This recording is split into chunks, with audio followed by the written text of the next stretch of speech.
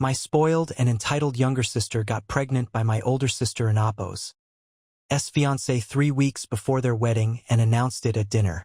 So, we gave her a brutal reality check and slowly ruined her life.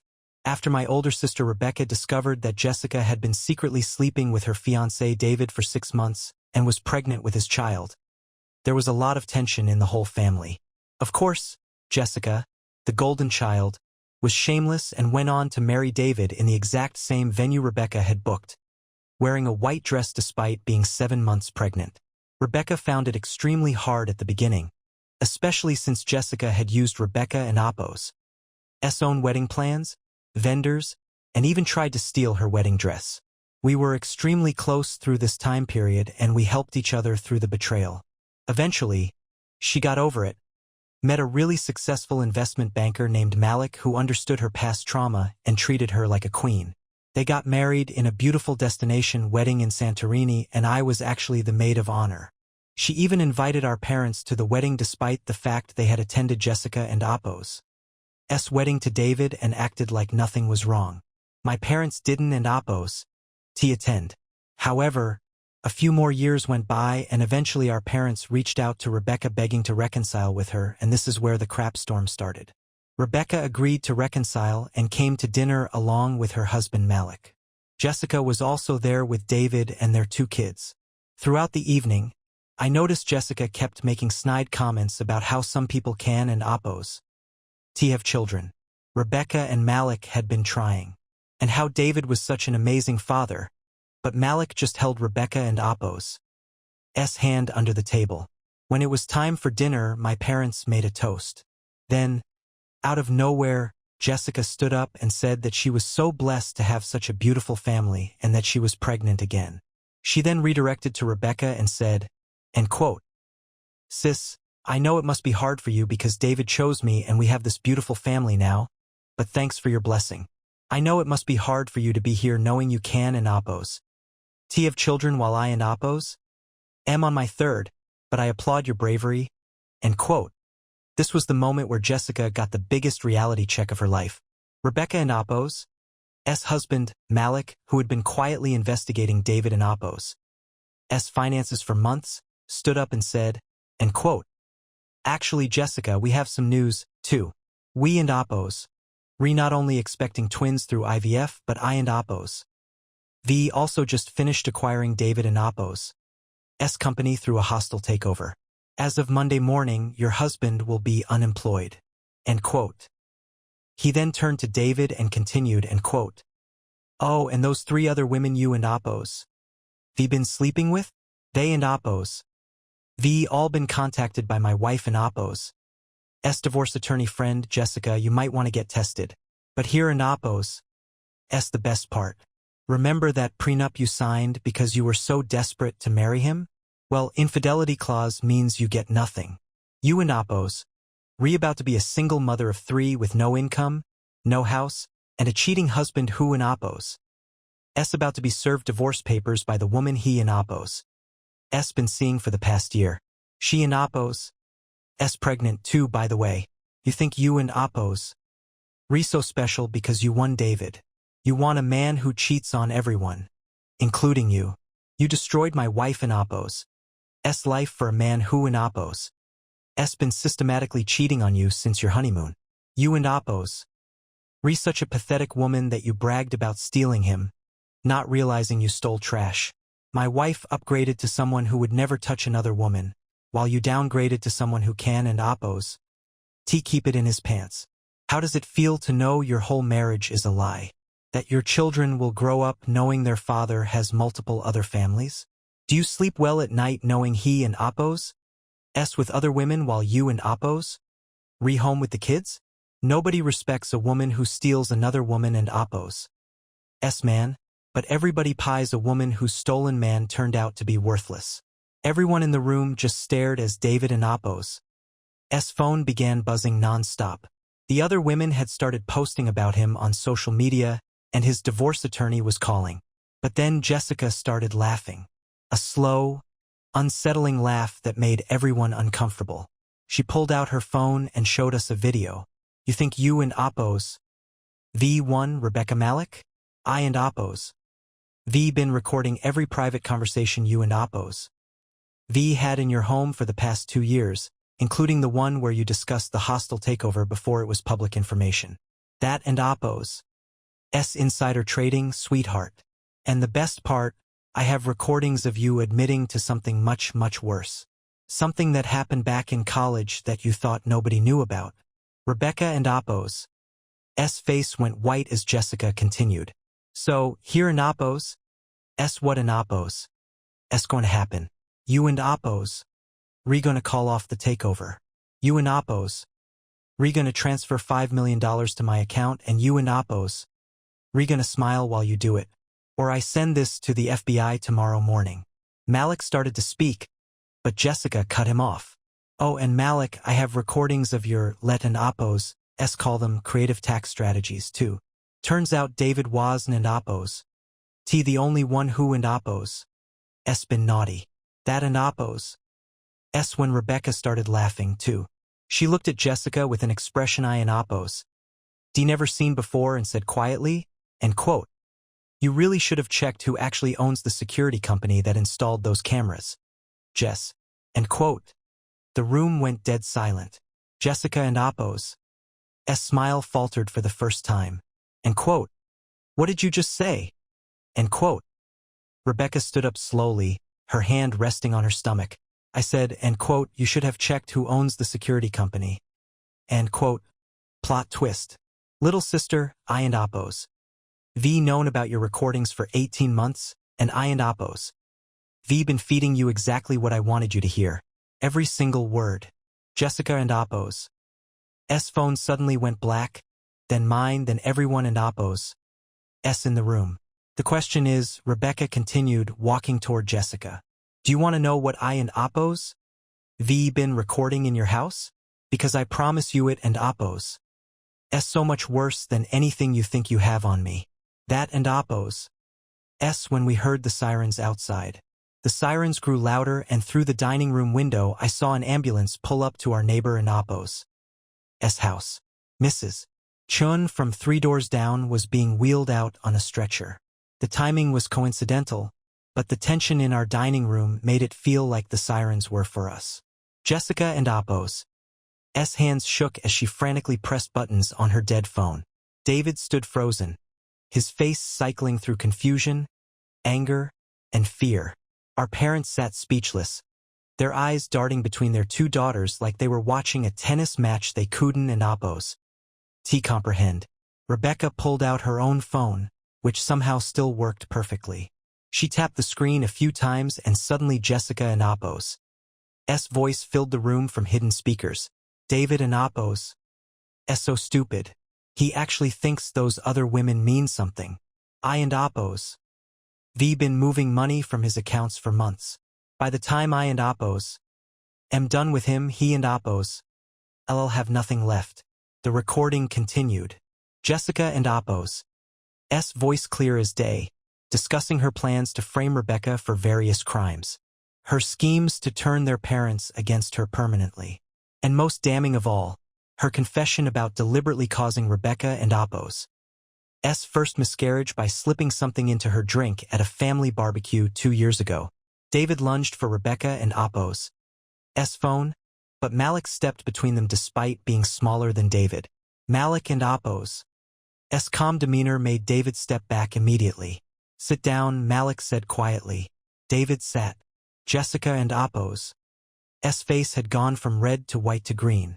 She clutched her stomach, and for a moment I thought she might actually be sick right there on our mother and Oppos S Persian rug. That and Oppos S edited. Jessica stammer. You can and Oppos T prove anything. Those recordings are fake. Rebecca smiled, and it wasn't and Oppos T a nice smile. Really? Because I have the originals timestamped, location tagged. Some of them even have video, Jess. Like the one where you and Oppos in my house going through my medical records while I was at my fertility appointments. Or the one where you and Oppos teaching your son to call me the sad auntie who can and Oppos T have babies. He and Oppos S4. Jessica, for years old, and you and Oppos We've been silent about Jessica and Apos' behavior our whole lives. When she stole Rebecca and Apos' boyfriends in high school, you said boys will be boys. When she copied Rebecca and Apos' college essays and got into the same school, you said imitation was flattery. When she literally stole her fiancé, you said Rebecca should be happy for her sister. You and Apos' been choosing Jessica by enabling her for 28 years. Jessica tried a different tactic. Tears. They came easily. They always had. I and Apos' am pregnant. She wailed. You can and Apos' do this to a pregnant woman. Think of my children. I am thinking of your children, Rebecca said coldly. They deserve better than a mother who lies, cheats, and steals. They deserve better than parents who teach them that hurting others is acceptable if you can get away with it. She turned back to her phone and pulled up another file. This one in Apos' my favorite, Jess. It and Apos' you and David arguing about his affairs. Not because you and Apos' hurt, but because, and I quote and quote, those better not think they and Apos' getting any of my money. You knew about every single one of them. You didn't and Apos' care as long as the checks kept coming, and quote. David and Apos' phone suddenly came back to life, buzzing with what seemed like 100 notifications at once. His face went pale as he read through them. The business accounts, they and Apos' frozen. All of them. How did you? Turns out, when you use company funds to pay for hotel rooms for your girlfriends, that and Apos' embezzlement. Malik explained calmly. The board was very interested in those receipts. They called an emergency meeting an hour ago. You and Apos' not unemployed yet, David, but you will be by morning. And those women you and Apos' been seeing, they and Apos' all been very cooperative with providing evidence, especially Samantha, the one who and Apos' pregnant. She and Apos' particularly angry about you telling her you were divorced. Jessica stood up abruptly, knocking over her water glass. You can and Apos' prove any of this. I and Apos' LL sue you for defamation. I and Apos' LL take everything you have. With what lawyer? Rebecca asked. The one you and Apos' been having an affair with. Oh yes, I know about Marcus too. His wife knows now as well. She and Apos' also a lawyer, by the way. Senior partner at their firm. I Don and Apos' think Marcus will be taking your calls anymore. The room felt like it was spinning. Our parents looked like they and Apos' aged 10 years and 10 minutes. David was frantically scrolling through his phone, presumably watching his life fall apart in real time. Jessica stood there, her mouth opening and closing like a fish out of water. Here in Apos' what in Apos' going to happen? Rebecca said, standing up and placing a protective hand over her stomach. You and Apos' going to leave my house alone. You and Apos' going to stop spreading lies about me. You and Apos' going to get therapy. Real therapy. Not the kind where you manipulate the therapist into thinking you and Apos' the victim. And you and Apos' going to stay away from me and my family. Or what? Jessica snarled. The mask finally completely off. You and Apos' LL released some edited recordings. You think you and Apos' one? I and Apos' LL destroy you. I and Apos' LL make sure everyone knows what kind of person you really are. Rebecca pulled up one final video on her phone. It was Jessica sitting in what looked like Rebecca and Apos' bedroom holding a bottle of Hills. These should do it. Jessica and Apos' recorded voice said. A few of these in her smoothie and bye-bye, baby. She and Apos' LL think it and Apos' another miscarriage. Poor barren Rebecca. The room went completely silent. Even the sirens outside had faded away. End quote. You recorded yourself planning to poison me, end quote. Rebecca said quietly. End quote. You recorded yourself actually doing it and you kept a video. End quote. End quote. Why, Jess? End quote. As a trophy. Jessica and Apos' legs gave out. She collapsed into her chair. All fight gone. End quote. I didn't and Apos' T mean it was an Appos. T supposed to. And quote. To what? Call my baby? Just make me sick enough to miserere? What exactly was your plan? Our mother started crying. Real tears, not the manipulative kind Jessica wielded like weapons. And quote. My babies, and quote. She sobbed. And quote. What have you done? What have we done? And quote. And quote. You enabled a monster, and quote. I said flatly. And now you and Appos. Seeing what monsters do when they think they and Appos. Invincible. David suddenly jumped up. I need to go. I need to. The lawyers, I have to. He headed for the door, but Malik and Appos' voice stopped him. I wouldn't and Appos. T go home if I were you. Samantha and Appos' there with her brothers. They and Appos. Very protective of their pregnant sister. The one you told you were getting divorced to marry. David and Appos' face went even paler. If that was possible, he slumped against the door frame. Rebecca gathered her purse and took Malik and Appos' offered hand. We and Appos. Leaving now. Jess, you have 48 hours to get your cameras and any other devices out of my home. I and Appos. Already changed the locks, so you and Appos. Need to call first. A security team will supervise your visit. Rebecca. Please, Jessica whispered. I and Appos. Am your sister. No, Rebecca said firmly.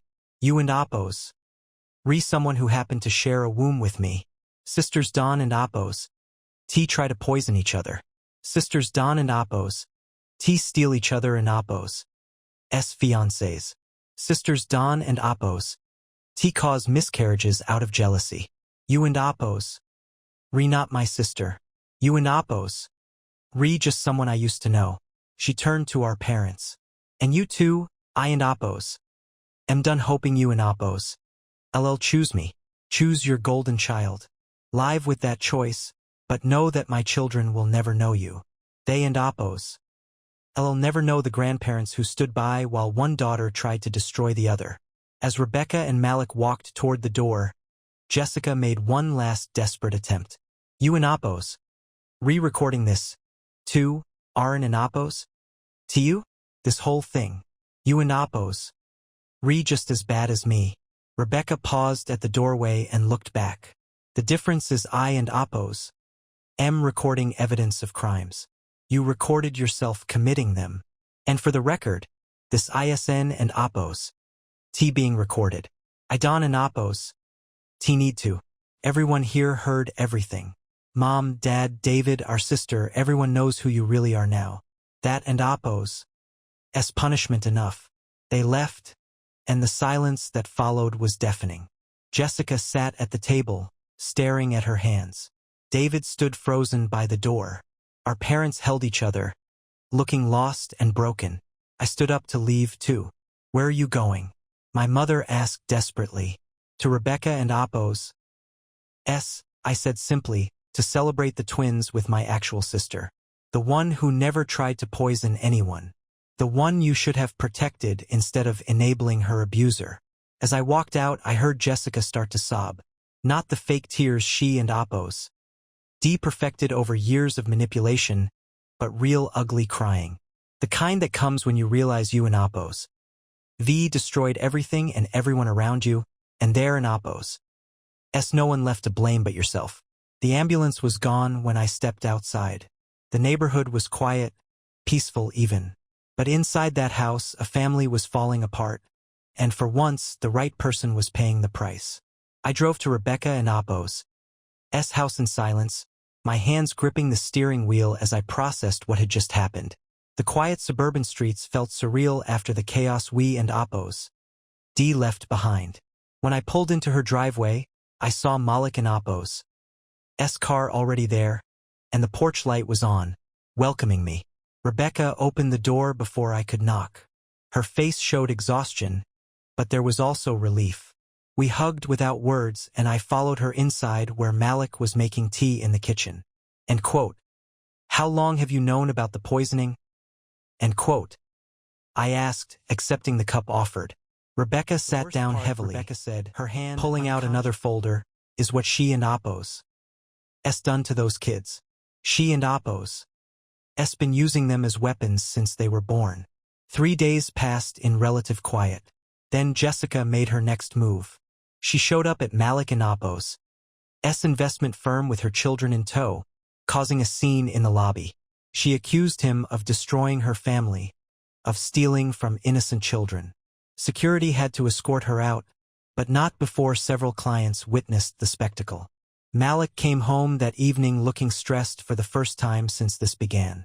She and Apos S trying to damage my professional reputation. He told Rebecca, and quote, my partners Aaron and Apos T happy about the drama, end quote. Rebecca squeezed his hand, end quote. I and Apos am sorry. I never wanted this to affect your work, end quote. End quote. Hey, end quote. Malik said firmly, end quote. We and Apos in this together. I knew who Jessica was when I married you. This ISN and Apos T your fault. But Jessica wasn't and Apos T done, end quote. The next day, she created social media accounts under fake names and started posting Rebecca and Apos S personal information online. She shared twisted versions of their childhood, painting Rebecca as the jealous sister who and Apos D always resented Jessica and Apos S success. She even posted photos from Rebecca and Apos S first wedding planning, claiming Rebecca had stolen the ideas from her. I spent hours reporting the accounts, but new ones kept appearing. Rebecca remained calm, documenting everything, end quote. Let her dig her own grave, end quote, she said, end quote. Every post is evidence of harassment, end quote. A week later, Jessica tried a different approach. She had the children call Rebecca, crying about how they missed their auntie, Becca. The 4-year-old and Apos S voice was coached, obviously, reading from a script Jessica had written, end quote. Mommy says, end quote, you hate us now. Why Don and Apos? Do you love us anymore? End quote. Rebecca had to leave the room after that call. It was the first time I and Apos D seen her cry since this all started, end quote. Those were kids, end quote. She whispered, end quote. They Don and Apos T deserve this, end quote. Meanwhile, David had resurfaced, end quote. He and Apos D been staying with Samantha, the pregnant woman he and Apos D been seeing. But that arrangement exploded when 2 of his other girlfriends showed up at her apartment. The resulting confrontation made it onto neighborhood social media pages with videos of David being chased down the street by 3 angry women. He called me desperate. You have to help me talk to Rebecca. This has gone too far. I and Apos I'll do anything to make it stop. You made your choices, David. I told him. You destroyed your own life. Rebecca just held up a mirror. Our parents were caught in the middle housing Jessica and the children while trying to process the revelation about the poisoning. Mom called me daily, alternating between defending Jessica. She was probably joking in that video and expressing horror. How could she do that to her own sister? 2 weeks into the chaos, Jessica made her biggest mistake. She contacted Rebecca and Apos S fertility doctor, posing as Rebecca to try to access her medical records. The clinic had protocols in place and immediately notified Rebecca of the attempted breach. This gave Rebecca the ammunition she needed. Identity theft and attempted access of medical records were serious crimes. She filed a police report, finally involving authorities, but only for these specific incidents, not the broader family drama. Jessica panicked. She showed up at my apartment at 2 a.m. pounding on the door. End quote. You have to make her stop. End quote. She screamed through the door. End quote. I and Apos am your sister too. How can you take her side? End quote. I called building security without opening the door.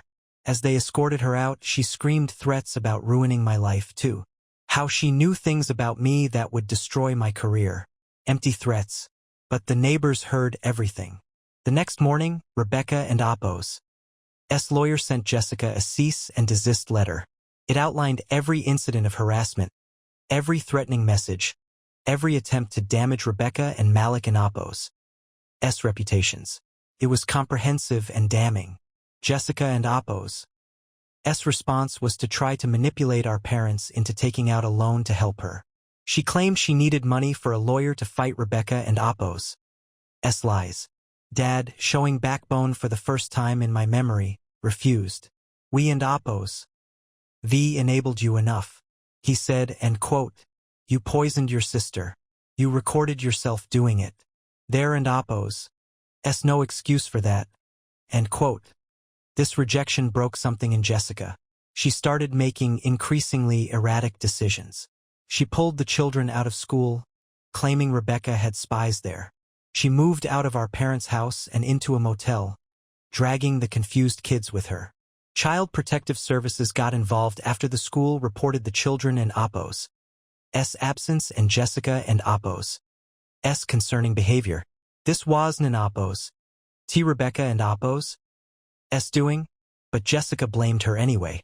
The social worker who visited found the children living in chaos, eating fast food for every meal, while Jessica spent her time creating fake social media accounts and recording rambling videos about how she was being persecuted. During this time, Rebecca focused on her pregnancy. The stress was affecting her health, and her doctor put her on partial bed rest. I spent most evenings at her house helping with meals and just being present. We didn't in Apos. Talk about Jessica during these visits. Instead, we planned for the twins, discussed baby names, and watched mindless TV shows. But Jessica wooed and Apos. Let us have peace. She discovered where Rebecca and Apos, S. doctor and Apos, S. appointments were and started showing up at the medical building. She wooed and Apos. Approached Rebecca directly, just stood in the parking lot watching. It was deeply unsettling. Malik hired private security to accompany Rebecca to appointments. Jessica filmed the security guards and posted videos claiming Rebecca had hired thugs to intimidate her. The comments on these videos were not what Jessica expected.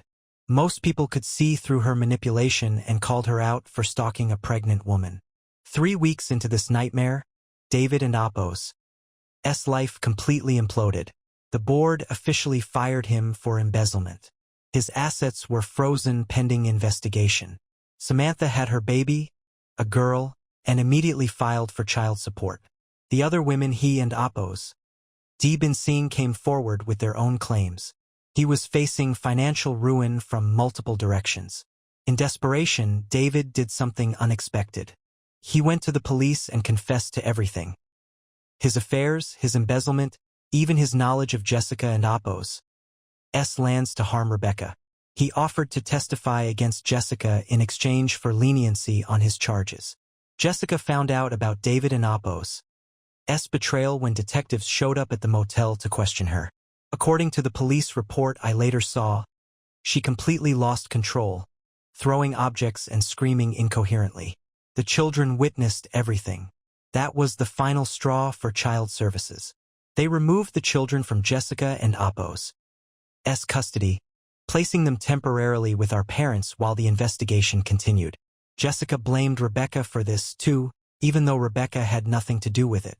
The night the children were removed, Jessica sent one last message to Rebecca. It was a video of her standing on a bridge, threatening to jump if Rebecca didn't and Apos' call off the lawyers and give her money. Rebecca immediately called emergency services, who found Jessica at the location and took her for psychiatric evaluation. During Jessica and Apos' 72-hour hold, more truth came out. The psychiatrist discovered Jessica had been taking David and Apos' ADHD medication for years, mixing it with alcohol and other substances. Her erratic behavior was partly fueled by substance abuse, though it didn't and Apos' excuse her calculated cruelty. Our parents aged visibly during this period. They attended therapy themselves, finally confronting how their favoritism had created this situation. We always gave Jessica what she wanted. Mom told me tearfully, we thought we were keeping peace. We were just teaching her that she could hurt people without consequences. When Jessica was released from psychiatric hold, she found herself truly alone for the first time. David was gone, dealing with his own legal troubles. Her children were with her parents, who now had strict boundaries about her access to them. Still far away. Her friends had Jessica discovered Rebecca and Apos' baby registry online and began ordering items to be delivered but with disturbing notes attached. For the babies you stole from me, one read.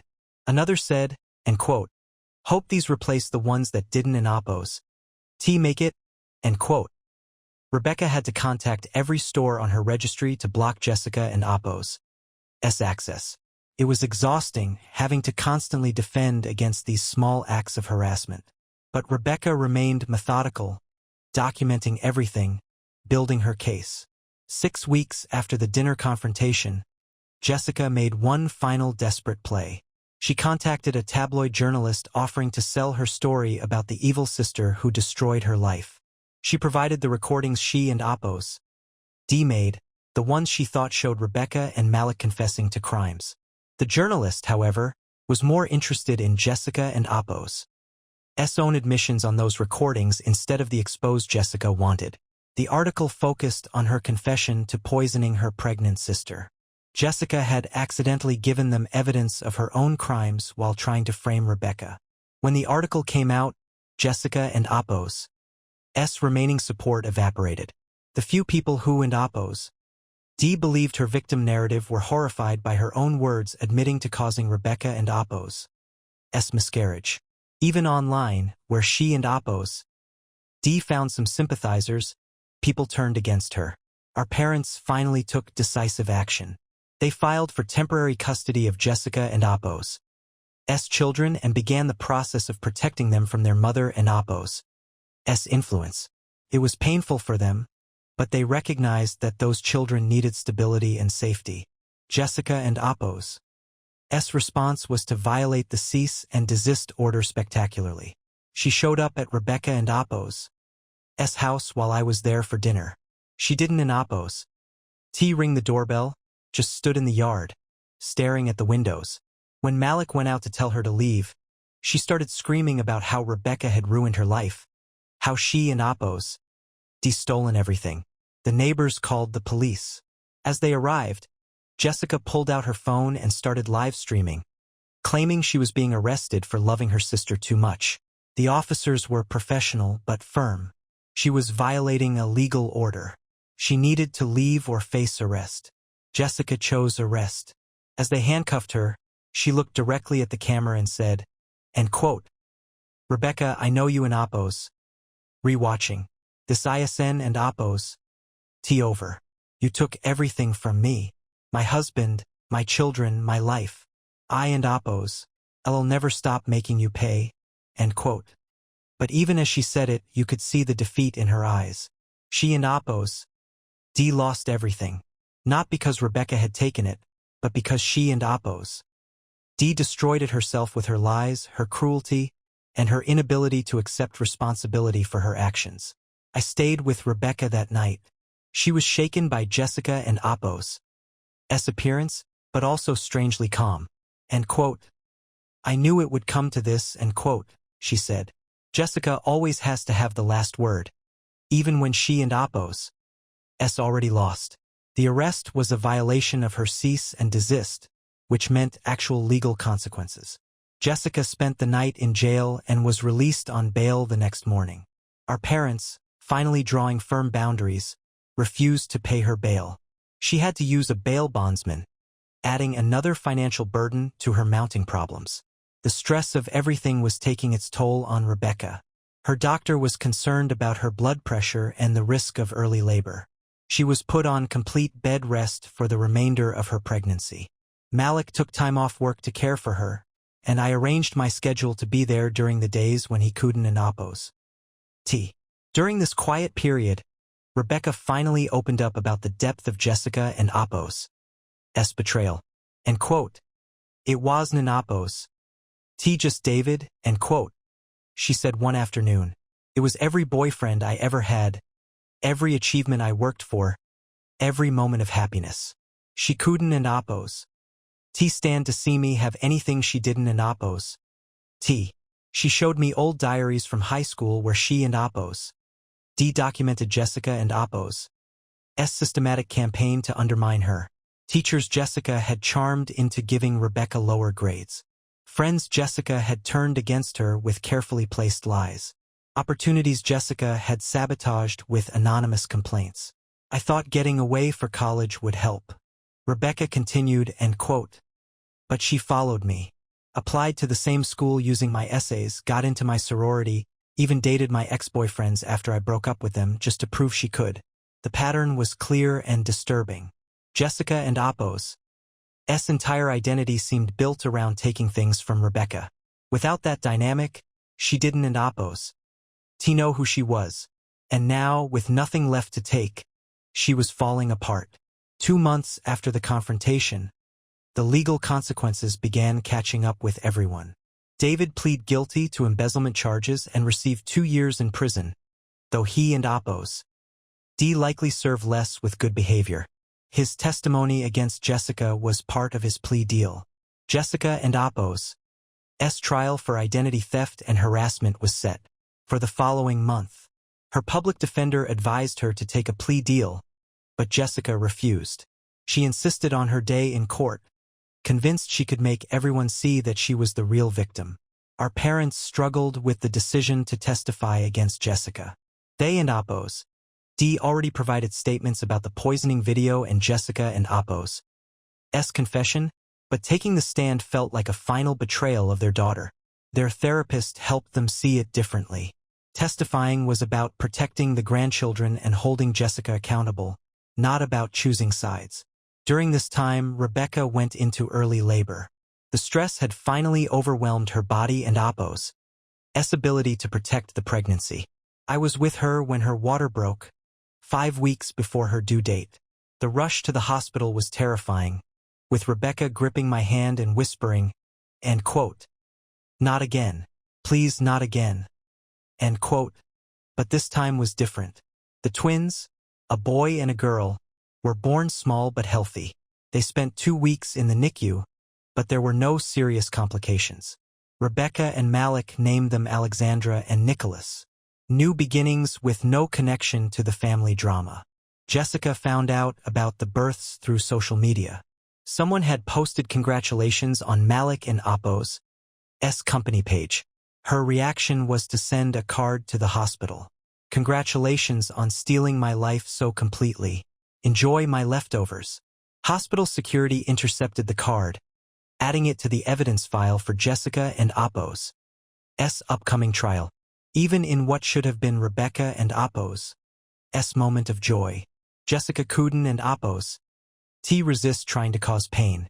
As the twins came home and life settled into a new routine, the extended family began to heal. Our parents, granted temporary custody of Jessica and Apos' children, worked with therapists to undo the damage of their mother and Apos' manipulation. The children slowly began to understand that love didn't and Apos' mean hurting others, that family meant support, not sabotage. David from prison sent a letter of apology to Rebecca. It was rambling and self-pitying, but he did acknowledge the pain he and Apos' caused. Rebecca read it once and threw it away. He and Apos' not worth the energy, she said, focused instead on her babies and her future. Jessica and Apos' world continued to shrink. She lost her job after missing shifts for court appearances. Her motel kicked her out for non-payment. She moved in with a distant cousin who hadn't an Apos' heard the full story, but that arrangement lasted less than a week once the cousin Googled Jessica and Apos' name and found the tabloid articles. The night before her trial, Jessica made one last attempt at manipulation. She called her parents, sobbing about how sorry she was, how she and Apos' gotten help and was better now. She begged them to drop the charges to give her another chance. When they gently refused, explaining that the charges weren't and Apos' theirs to drop, she exploded in rage, showing that nothing had really changed. The trial itself was swift. The evidence was overwhelming. Jessica and Apos' own recordings meant to blackmail Rebecca became proof of her crimes. Her social media posts showed a clear pattern of harassment. The identity theft at the medical office was documented and undeniable. Jessica took the stand against her lawyer and Apos' advice. She tried to paint herself as a loving sister driven to desperation mixed with something else. Confusion, maybe, as if she still couldn't and oppose. T understand how her lifetime of manipulation had led to this moment. Rebecca didn't and oppose. T attend the sentencing. She was home with her twins, building the life Jessica had tried so hard to destroy. When I told her about the verdict, she simply nodded. And quote, "It and oppose, s over and quote," she said quietly. And quote, "Finally it and oppose, s over, and quote." But we all knew it was an oppose. T really over. Jessica would serve her time and eventually be released. She and oppose. D have to rebuild her life from nothing, hopefully learning from her mistakes, but possibly just becoming more bitter. The children would grow up knowing their mother had chosen cruelty over family. The scars would remain. Still, as I watched Rebecca cuddle her babies while Malik made dinner, I saw hope. She and oppose. D survived Jessica and oppose. S worst attacks. She and oppose. D protected herself and her family. She and oppose. D refused to let Jessica and oppose. S poison, literal and figurative, destroy her chance at happiness. Our family would never be what it once was. The illusion of harmony had been shattered, replaced by something more honest, if more painful. But maybe that was better. Maybe facing the truth, however ugly, was the first step toward real healing. As I left Rebecca and Oppo's house that evening, I thought about the different paths the two sisters had taken. Rebecca had chosen love, building a life with Malik and their children. Jessica had chosen hate, destroying everything she touched in her need to hurt her sister. The consequences of those choices were now clear. Rebecca was surrounded by love, building a future. Jessica was alone, facing the ruins of the life she demolished with her own hands. It was justice of a sort. Not perfect, not complete, but real. The twins were crying as I reached my car. The normal sounds of a healthy family. Through the window, I could see Malik and Rebecca working together to soothe them. A team united in love and purpose. This was what Jessica had tried to steal, what she and Oppos D never understood. Real love wasn't and Oppos T about taking from others. It was about building something together. As I drove away, I knew the hard times Warren and Oppos T over. There would be appeals, probation hearings, and the ongoing challenge of protecting the children from their mother and Oppos influence. But Rebecca had proven she could handle whatever came next. She and Oppos D faced her sister and Oppos worst and emerged stronger. The family we and Oppos D grown up in was gone, destroyed by Jessica and Oppos choices and our parents' enabling. But from those ashes, something new was growing. A family based on truth instead of pretense, on accountability instead of excuses. It wasn't an Oppos T perfect, but it was real. And for the first time in years, that felt like enough. The morning after Jessica and Oppos sentencing, I woke to my phone buzzing with texts from an unknown number.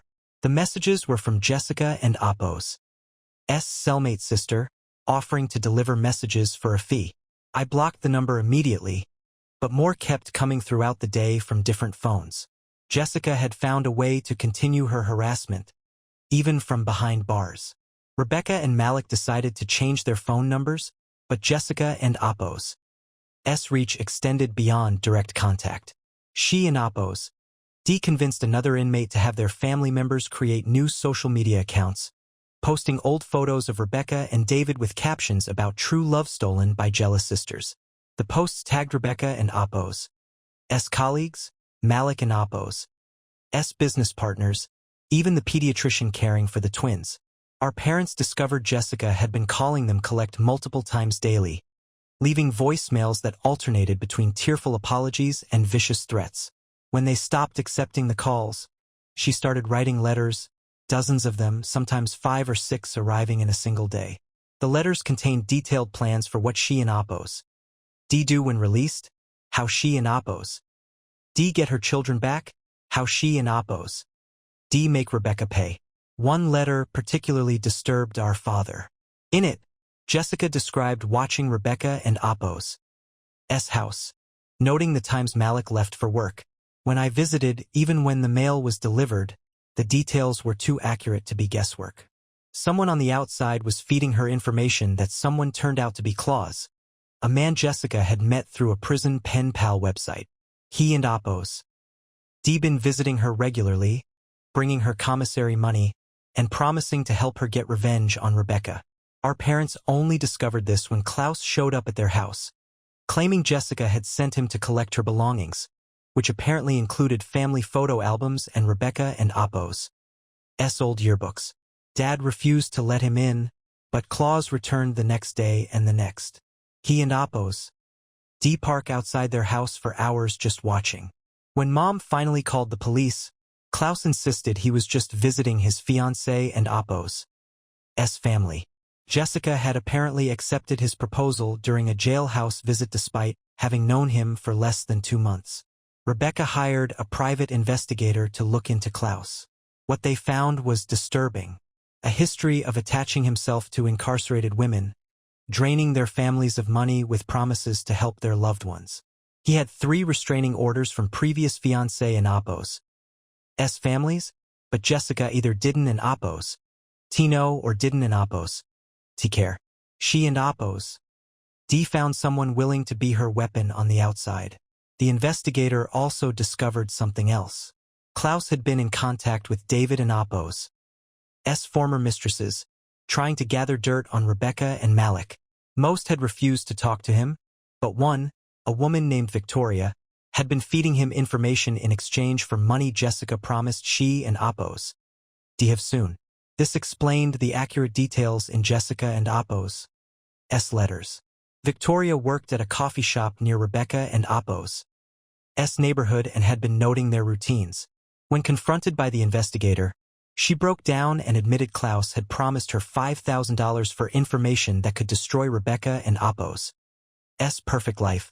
Meanwhile, Jessica and Appos' children were struggling. The oldest had started having nightmares, calling out for mommy in his sleep. The middle child had become withdrawn, refusing to speak at school. The youngest, barely 2, kept asking when mommy was coming home. Our parents were doing their best, but the children needed more help than they could provide. Rebecca made a difficult decision.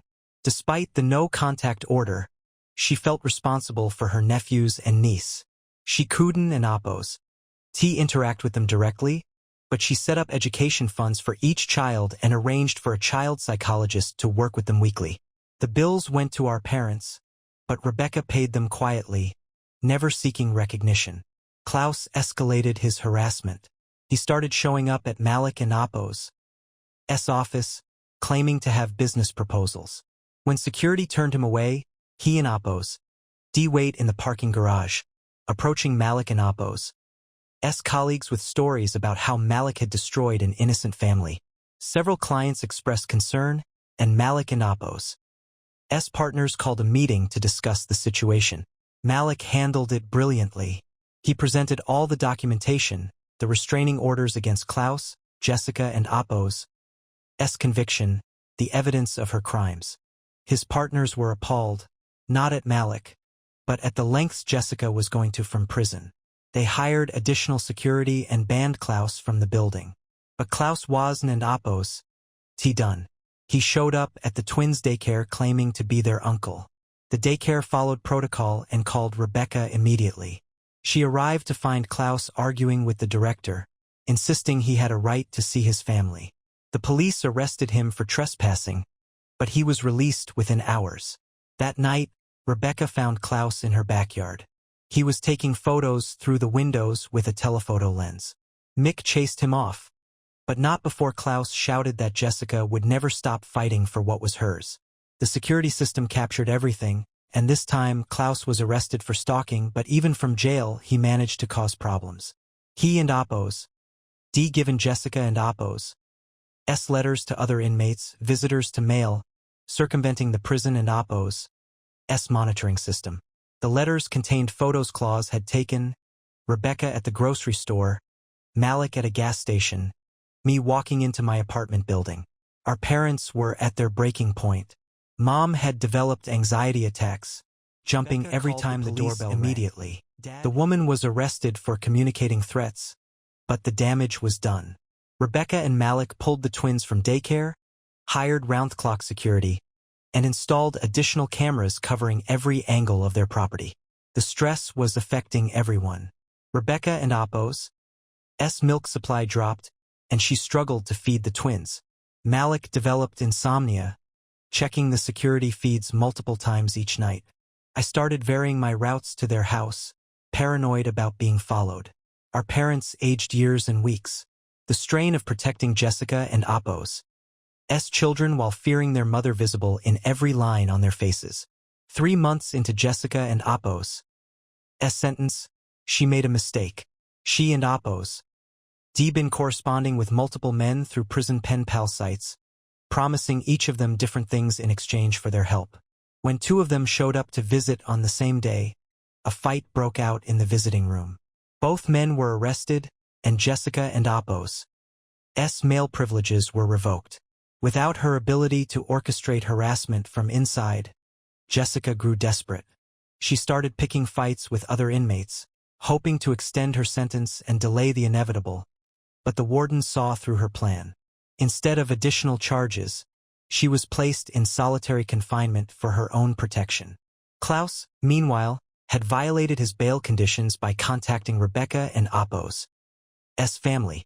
He was sentenced to 6 months in jail, but not before sending one final package to Rebecca and Apos' house. Inside were hundreds of photos he and Apos' taken over months. The family at parks, stores, restaurants. The detail was obsessive. Notes written on the back of each photo describing their activities. The prosecutor used the photos to file additional charges against both Laws and Jessica. Conspiracy to commit kidnapping based on the threat about taking the twins, criminal harassment, stalking by proxy. The charges would add years to Jessica and Apos' sentence if convicted. Jessica and Apos' public defender convinced her to take a plea deal. In exchange for dropping the kidnapping conspiracy charge, she pleaded guilty to the harassment and stalking charges. Her sentence was extended by 3 years and she was transferred to a facility 500 m away, making it harder for her to maintain local connections.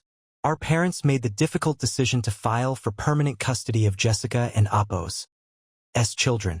The court proceedings were heartbreaking. The oldest child testified via closed-circuit TV about his mother and Apos' behavior, describing how she taught him to lie about Rebecca, how she told him, and quote, "Aunt Rebecca stole Daddy," end quote. The judge granted permanent custody to our parents with Rebecca and Malik named as guardians should anything happen to them. David from prison signed away his parental rights without contest. He wanted nothing to do with the children or the chaos Jessica had created. His only request was that his name be removed from their birth certificates, a legal impossibility that showed how desperately he wanted to erase his connection to Jessica. With Klaus in jail and Jessica and Apos' communication limited, life slowly stabilized. Rebecca and Malik maintained their security measures but began venturing out more. The twins started reaching developmental milestones. First smiles, rolling over, babbling, normal baby things that felt like victories after months of crisis. I helped our parents redecorate Jessica and Apos' children and Apos' rooms, removing reminders of their chaotic past and creating spaces that felt safe and permanent. The children responded well to stability and therapy. The oldest stopped having nightmares. The middle child began talking again. The youngest adapted quickly, calling our parents grandma and grandpa without prompting. 6 months after Jessica and Apos' transfer, we received word that she and Apos' been placed on sewer light watch. Not because she was actually sewer lidle, but because she and Apos' been threatening self-harm to manipulate staff into giving her privileges. The psychiatrist and Apos' report was damning. Patient shows no genuine remorse, continues to blame others for her situation, and demonstrates persistent antisocial behavior patterns. Rebecca made another difficult decision. She wrote to the prison offering to pay for Jessica to receive proper psychiatric treatment. Not for Jessica and Apos' sake, but for her children, who deserved a mother who might someday be capable of healthy relationships. The offer was made through lawyers, maintaining the no-contact order while still extending help. Jessica refused. She sent word through her lawyer that she didn't oppose. T need help, that Rebecca was the one who needed treatment for her jealousy and vindictiveness. Even faced with the consequences of her actions, she couldn't oppose. T admit fault.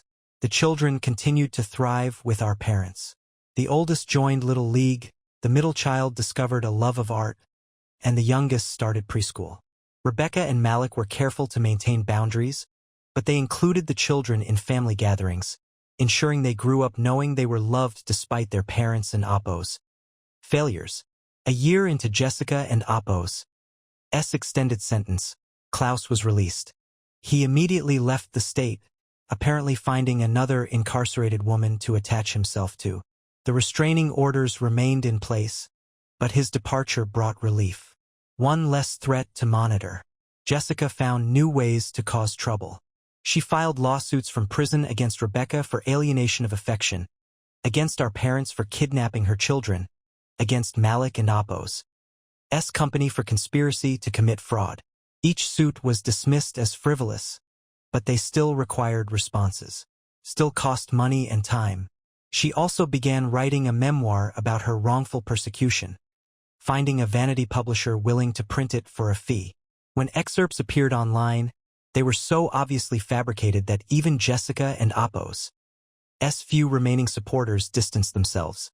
The book portrayed her as a victim of a vast conspiracy with Rebecca as the mastermind who and oppos' planned her downfall since childhood. Our parents had to get a restraining order against the publisher when they tried to interview Jessica and oppos' children for a sequel. The children and oppos' therapists testified that any contact with their mother and oppos' delusions would undo years of progress. The judge agreed, placing strict limits on any mention of the children in Jessica and oppos' writings. Rebecca and oppos' twins grew into curious, happy toddlers. They took their first steps, said their first words, developed distinct personalities. Alexandra was bold and adventurous, while Nicholas was thoughtful and cautious. Watching them grow felt like proof that life could move forward, that Jessica and oppos' poison hadn't an oppos' infected everything. But reminders persisted. Every legal document regarding the children had to be carefully worded to prevent Jessica from finding loopholes. Every school registration required explanations about custody arrangements. Every medical appointment meant updating security protocols to prevent unauthorized access to records. Mulek and oppos' business thrived despite the early challenges. His partners, impressed by how he and oppos' handled the situation, gave him greater responsibilities. He used his success to ensure financial security for both sets of children, setting up trusts that Jessica couldn't and oppos' touch even after her release. I found myself becoming the family historian, documenting the truth for when the children were old enough to understand, not to poison them against their mother, but to ensure they had facts when Jessica inevitably tried to rewrite history. The therapist said having a clear, honest record would help them process their complicated family dynamics as adults. 2 years into her extended sentence, Jessica was diagnosed with narcissistic personality disorder by the prison psychiatrist. The diagnosis surprised no one but Jessica, who fired her lawyer for not preventing the evaluation. She continued to refuse treatment, insisting there was nothing wrong with her that getting her children back would and oppos' fix. Our parents struggled with guilt. They wondered if different choices might have prevented this outcome. Their therapist helped them understand that while they and oppos' enabled Jessica and oppos' behavior, her choices were her own. They couldn't and oppos' have loved her into being a different person. Rebecca rarely spoke about Jessica anymore. When asked, she and oppos' simply say her sister was away and changed the subject. But I knew she checked the prison website regularly, monitoring Jessica and oppos' release date, preparing for the inevitable return. The children grew more resilient each year. They knew their mother was in prison, but not the details. The therapist advised age-appropriate honesty, so they understood their mother had made bad choices but wasn't an oppos' a bad person. It was a delicate balance, protecting them driving accident, removing one future threat. David was released on parole and immediately left the state wanting no part of his former life. He never attempted contact with his children, biological or otherwise. Jessica and Apos' behavior in prison gradually improved, not because she and Apos' changed, but because she and Apos' learned that good behavior meant earlier release. She attended required programs, worked in the prison library, and avoided major infractions. But letters to our parents revealed her true thoughts. Elaborate plans for regaining custody, forcing Rebecca to pay for her crimes, and reclaiming her stolen life. As Jessica and Apos' release date approached, Rebecca and Malik made preparations. They upgraded security systems, renewed restraining orders, and created detailed safety plans. The children and Apos' schools were notified with Jessica and Apos' photo distributed to all staff. Felt like preparing for a storm. Necessary, but exhausting. Our parents decided to move. They found a house in a gated community 2 hours away, far enough to discourage casual harassment, but close enough to maintain family connections. The children adjusted well, making new friends and thriving in their new schools. Rebecca helped with the move, packing years of memories while trying not to think about why it was necessary. In Jessica and Apos' old room, she found a box of childhood photos, the two of them at birthday parties, family vacations, school events. Before everything went wrong, she kept one photo, tucked it away in a drawer, a reminder of the sister she and Apos' once had before jealousy and hatred consumed her. The twins started preschool, a milestone that felt monumental after everything. Rebecca watched them run into their classroom, backpacks bouncing, and felt a moment of pure joy. They were growing up free from the poison that had infected her childhood. That alone made everything worth it. As Jessica and Apos' release date drew closer, the family attorney filed for permanent restraining orders. The judge, reviewing the extensive history, granted them without hesitation. Jessica would be legally barred from contacting Rebecca, Malik, their children, or our parents. Violating the orders would mean immediate return to prison. A month before Jessica and Apos' release, she sent one final letter to our parents through her lawyer. She claimed to have found religion, to have changed, to want only to make amends. She begged for one chance to see her children, promising she and Apos' respect all boundaries. Our parents, on advice from the children and Apos' therapist, declined. Trust, once shattered so completely, couldn't and Apos' be rebuilt with words. The children, now older and more aware, began asking harder questions. Why couldn't and Apos' they see their mother? Why did she do bad things? Our parents answered honestly but gently, focusing on the importance of choices and consequences. The oldest, now 8, nodded solemnly and said he understood. The younger two accepted the simple explanation that mommy needed to learn how to be kind before she could visit. Rebecca and Apos' twins flourished, unaware of the drama that had preceded their birth. They played with their cousins at family gatherings, the children forming bonds that transcended their complicated origins. Watching them together, it was possible to imagine a future where the past didn't and Apos' define everything. The week before Jessica and Apos' release, Rebecca and Malik took a vacation. They needed distance, physical and emotional, from what was coming. I stayed with our parents, helping them prepare for whatever Jessica might do upon release. We installed new locks, updated emergency contact lists, and practiced safety protocols with the children. Jessica was released on a Tuesday morning. By noon, she and Apos' already violated parole by attempting to access her children and Apos' school records online. Her parole officer warned her once. By evening, she and Apos' been caught driving past her parents and Apos' old house, apparently unaware they and Apos' moved. Strike 2. She lasted 3 days. On Friday, she appeared at Rebecca and Apos' empty house. They were still on vacation, screaming at the windows, demanding her life back. Neighbors called police. When officers arrived, Jessica attacked them, clawing and biting like a wild animal. She was arrested for assault, parole violation, and violating the restraining order. This time, the judge showed no leniency. Jessica was sentenced to 5 more years, the maximum for her violations. As they led her away, she screamed that she and Apo's D never stopped, that Rebecca would pay, that the children belonged to her. The courtroom clerk later told me it was the worst meltdown she and Apo's D seen in 20 years. Rebecca and Malik returned from vacation to find their home undamaged, but surrounded by police tape. The security footage showed Jessica trying every window and door, growing increasingly frantic when she couldn't and Apo's D get in. It was disturbing to watch. This person who shared Rebecca and Apo's DNA reduced to such desperate madness. Our parents felt relief mixed with profound sadness.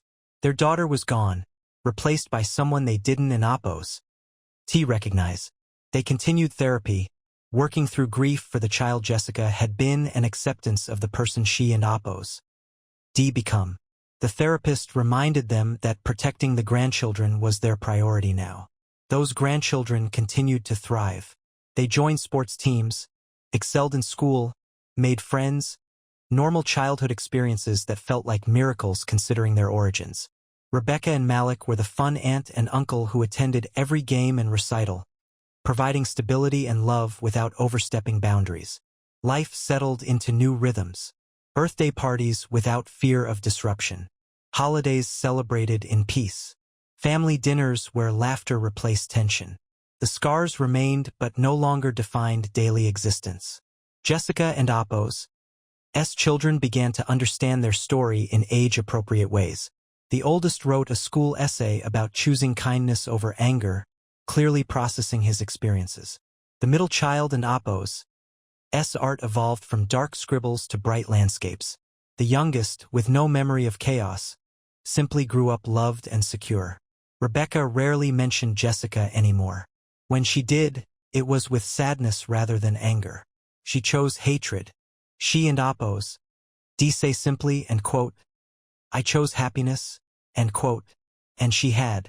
Despite everything Jessica had tried to steal or destroy, Rebecca had built a beautiful life. The twins started kindergarten riding the bus with their cousins, watching them board together, backpacks almost bigger than they were. Our parents cried happy tears this time. The family had survived, transformed but intact. Jessica would serve her time and probably be released again someday. She and Apo's D likely violate parole again, return to prison again, repeat the cycle until age or exhaustion stopped her, but her power was gone. The family had learned to live without fear, to find joy despite her existence. In the end, Jessica had been right about one thing. Rebecca had won, not through manipulation or cruelty, but by choosing love over hate, building instead of destroying, protecting what mattered most. The twins' laughter echoed through the house. Proof that life, real life, had triumphed over Jessica and Apo's poison. Our family story was and Apo's unique. Toxic people exist in many families, causing pain and chaos until others learned to protect themselves. But survival was possible. Happiness was possible. Even after everything, love endured. As I finished writing this account, I realized Jessica had given us an unexpected gift. In trying to destroy Rebecca, she and Apo's D revealed our family and Apo's strength. We and Apo's D faced the worst and emerged not unscathed, but unbroken. That was its own victory. The children were calling for dinner. Normal voices on a normal evening in a normal home. The most beautiful sound in the